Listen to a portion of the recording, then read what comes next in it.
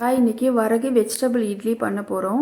நான் ஒரு சின்ன கிளாஸில் 1 கிளாஸ் வரகு அரிசி, அரை கிளாஸ் இட்லி அரிசி, 1/4 கிளாஸ் உளுந்து, 1 ஸ்பூன் வெந்தயம் போட்டு ஒரு 6 மணி நேரம் ஊற வச்சு புளிக்க வச்சு மாவு எடுத்திருக்கேன்.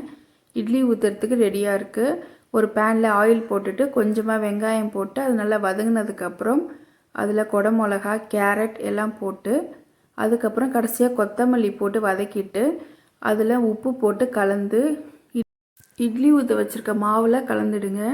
இட்லி ஊற்றிட்டு 5 மினிட்ஸ் கழிச்சு எடுத்திங்கன்னா அருமையான வரகு வெஜிடபிள் இட்லி ரெடி ஆகிடும். நிறைய பேருக்கு டயட் இருக்கிறவங்களுக்குலாம் ரொம்பவே நல்லாயிருக்கும் இது. ஏன்னா நிறைய பேருக்கு நார்மல் இட்லி சாப்பிட்டுட்டு வரகு இட்லிலாம் சாப்பிட பிடிக்காது.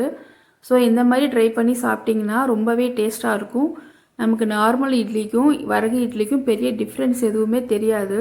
இது கூட பூண்டு சட்னி, கார சட்னி, பூண்டு மிளகா பொடி இதெல்லாம் வச்சு சாப்பிட்டிங்கன்னா செம்ம டேஸ்ட்டாக இருக்கும்.